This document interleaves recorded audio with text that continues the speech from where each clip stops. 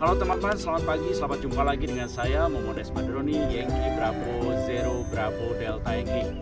Pada pagi hari ini saya masih berada di Dusun Palutungan, di kaki Gunung Ciremai, gunung tertinggi di Jawa Barat. Di pagi hari ini cuaca masih dingin, disisa hujan tadi malam.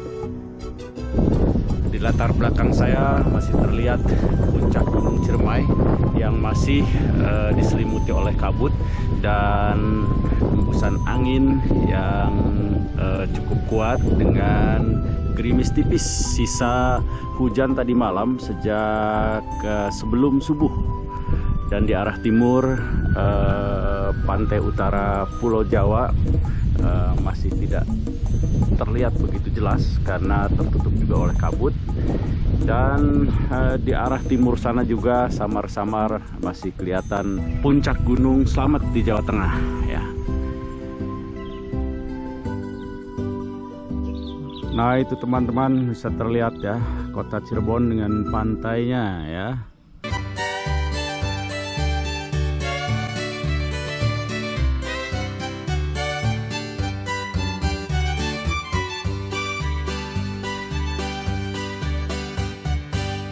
Nah teman-teman, pada pagi hari ini saya tidak akan bicara tentang perjalanan yang saya lakukan seorang diri, juga tidak akan bercerita tentang kegiatan eksperimen radio komunikasi. Namun saya ingin sharing dengan teman-teman semua, terutama teman-teman yang baru membuat channel YouTube, yaitu pengalaman saya bagaimana saya pertama sekali membuat channel YouTube, kemudian mengisi kontennya. Dan yang ketiga adalah saya bagaimana mendapatkan persyaratan untuk monetisasi, yaitu 1000 subscriber dan 4000 jam tayang. Nah, sebelumnya saya melakukan perjalanan seorang diri yang saya lakukan di beberapa tempat dengan berbagai moda transportasi, dari mulai dengan sepeda, dengan motor, ataupun dengan mobil. Saya melakukan perjalanan dari Kalimantan Selatan ke Kalimantan Tengah dengan bersepeda seorang diri. Saya juga pernah melakukan perjalanan bersepeda seorang diri dari Batam ke Pulau Galang, kemudian masuk ke Singapura dan menyeberang ke Malaysia melalui pintu perbatasan Johor Bahru, kemudian ke Melaka, Port Dickson, Seremban, dan finish di Kuala Lumpur selama 18 hari ya. Juga saya melakukan touring seorang diri bersepeda motor dari Bekasi ke Lombok pulang pergi, kemudian menyusuri pantai selatan Pulau Jawa, melakukan perjalanan bersepeda dari Cirebon ke Jakarta, dan juga beberapa perjalanan saya yang dilakukan di Papua Barat khususnya, yaitu di Sorong dengan bersepeda dan juga dengan melakukan perjalanan dengan sepeda motor. Nah, dari perjalanan tersebut saya tuangkan dalam tulisan, yaitu di blog saya. Ada seseorang yang selalu membaca tulisan tersebut dan dia menyarankan ke saya untuk saya membuat channel YouTube, dan itu terjadi pada tahun 2011 ya. Maka atas saran tersebut saya membuat channel YouTube. Namun selama 2011 itu sampai ke tahun 2020, 9 tahun itu tidak diisi kontennya. Kenapa? Karena saya berpikiran, karena saya adalah melakukan perjalanan seorang diri, saya akan terganggu dalam perjalanan tersebut karena saya harus membawa peralatan video, kemudian juga memikirkan bagaimana tentang supply baterainya, dan juga adalah mengambil gambarnya karena saya melakukan perjalanan seorang diri. Bagaimana dari sudut-sudut yang menarik, di mana saya harus juga mengambil gambar dan juga harus melakukan perjalanan. Dan juga masalah lain adalah pengetahuan saya tentang editing untuk video sangat minim, atau lebih tepatnya tidak tahu. Nah, ini salah satu hal kenapa saya saat itu masih tetap dengan melakukan dokumentasi perjalanan saya dengan menulis. Namun demikian, saya mencoba berusaha untuk belajar sehingga saya bisa membuat video sendiri, mengedit sendiri, dan juga bisa mengupload untuk konten di YouTube.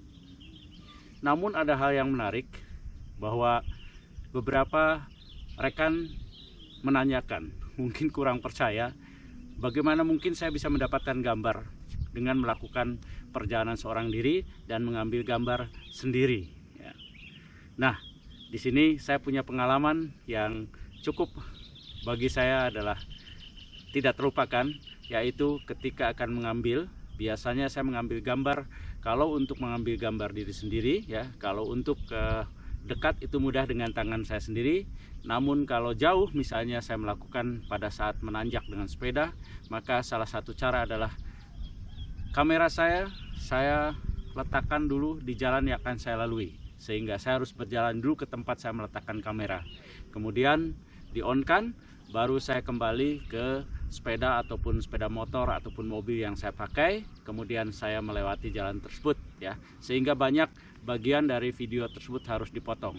Nah, di sini salah satu pengalaman adalah ketika saya melakukan perjalanan dengan sepeda, ya, untuk mengambil saat saya menanjak, sehingga saya jalan kaki dulu ke tanjakan, meletakkan kamera, dan saya membalik badan untuk kembali ke sepeda untuk mulai menggoes. Namun ketika saya akan mulai, saya lihat kamera saya akan diambil oleh seseorang, yaitu yang sedang mengambil rumput, ya. Jadi disangkanya mungkin itu adalah kamera yang tertinggal. Ini satu pengalaman yang saya tidak lupakan. Nah, itu teman-teman, jadi kenapa saya bisa membuat gambar dengan seorang diri saat melakukan perjalanan seorang diri. Nah, itulah pertimbangan saya sehingga saya masih dalam 9 tahun itu melakukan kegiatan ini dengan menuliskan di blog saya, yaitu Green Track. Nah, sampailah pada Oktober tahun 2020 saya kedatangan rekan media yang selama ini juga melihat kegiatan yang saya lakukan dengan ngaprak seorang diri dan juga kegiatan otomotif. Juga rekan media ini sering meliput beberapa kegiatan yang saya lakukan. Salah satu sarannya adalah saya membuat channel YouTube. Kenapa? Karena orang sekarang, terutama anak muda sekarang, sebelum menghidupkan handphone, dia sudah pikirannya lebih banyak ingin tahu tentang apa yang akan dilihatnya. Artinya, lebih banyak melihat video dibandingkan membaca. Atas pertimbangan tersebut, maka saya mencoba mengisi channel saya dengan konten-konten perjalanan, ya, di mana atas saran dari rekan tersebut bahwa yang akan banyak melihat adalah karena perjalanan yang saya lakukan. Rekan tersebut melihat bahwa yang akan menarik dari yang akan saya upload, menurut dia adalah perjalanannya yang saya lakukan seorang diri.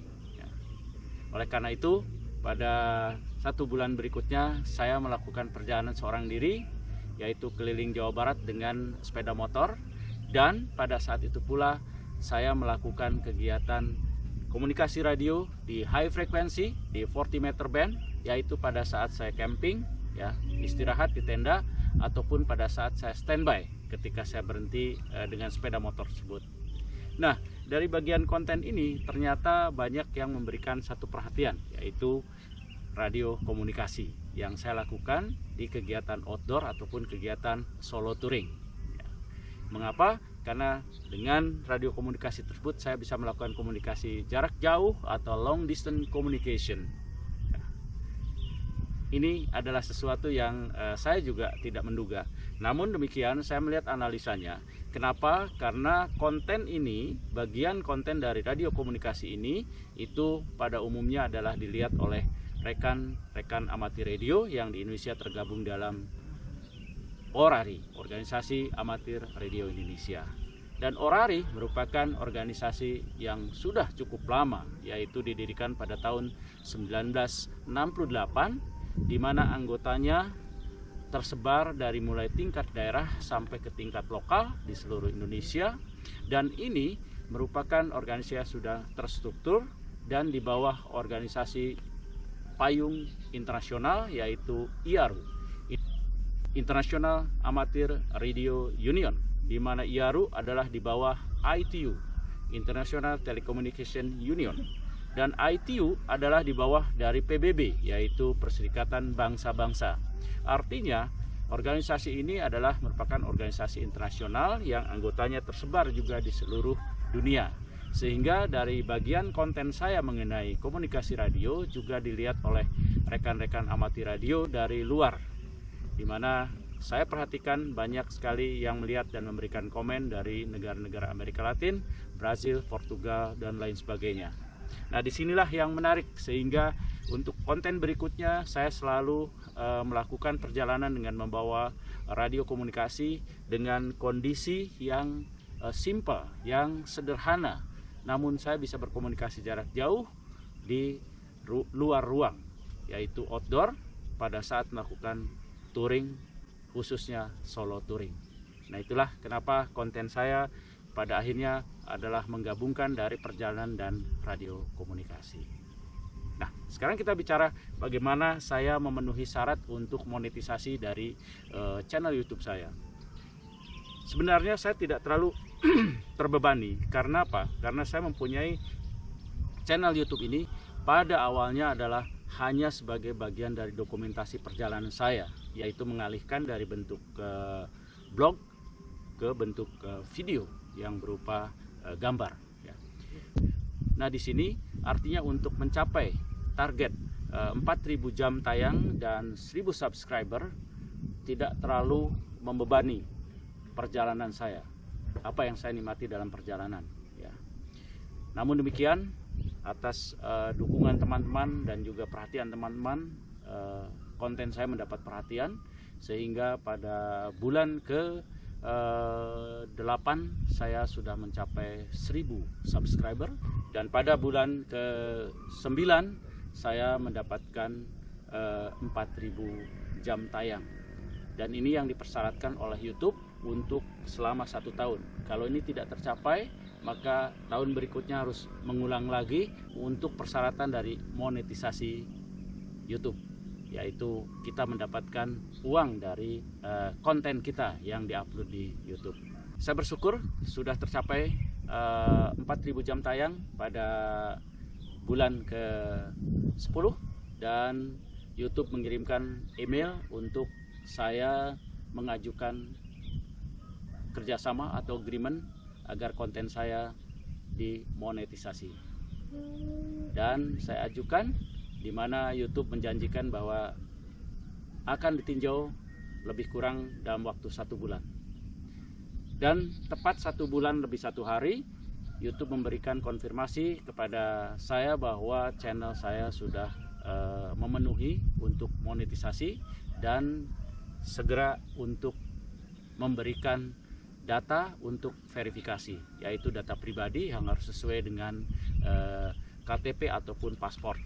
Saya mengirimkan data tersebut 3 hari setelah mendapatkan email tersebut, dan dijanjikan dalam beberapa hari akan disampaikan bahwa verifikasi itu lolos atau tidak. 1 hari berikutnya saya mendapatkan email bahwa verifikasi saya lolos, sehingga channel saya berhak untuk monetisasi untuk mendapatkan uang dari channel tersebut. Saya tidak akan bicara tentang berapa uang yang saya dapatkan dari YouTube dengan konten-konten saya. Namun fokus pada video ini saya ingin memberikan pengalaman kepada teman-teman semua, terutama yang baru membuat channel YouTube, ya, dimana yang paling utama adalah kita tetap kreatif untuk membuat konten yang menarik. Yang kedua adalah segmennya jelas, terfokus. Kemudian yang ketiga yang tidak kalah pentingnya adalah jujur. Artinya kita tidak hanya mengejar viral dengan judul-judul yang tidak sesuai dengan apa yang ada di konten kita. Berikutnya adalah salah satu hal yang sangat bermanfaat untuk saya yang sudah termasuk manula, ya, saya sudah 64 tahun, ya, yaitu dengan membuat channel YouTube, sehingga setiap saat saya harus kreatif untuk membuat konten yang menarik, yang berbeda, yang bisa mendapat perhatian, sehingga ini sangat bermanfaat untuk otak saya yang sudah manula untuk tetap bekerja dan kreatif. Nah itu teman-teman, sharing dari saya pagi hari ini dari kaki Gunung Ciremai di Dusun Palutungan. Di latar belakang saya adalah puncak Gunung Ciremai. Mudah-mudahan sharing ini bermanfaat, terutama untuk teman-teman yang baru membuat channel YouTube dan belum tercapai untuk target dari jumlah jam tayang 4.000 dan juga 1.000 subscriber. Yang utama adalah tetap kreatif, tetap semangat, dan kita tetap konsisten dengan kejujuran dari isi konten tersebut. Terima kasih, sampai jumpa lagi dengan saya di sini, Mones Baderoni, Yankee Bravo Zero Bravo Delta Yankee. Dan jangan lupa subscribe, comment, like, and share. 73, bye bye.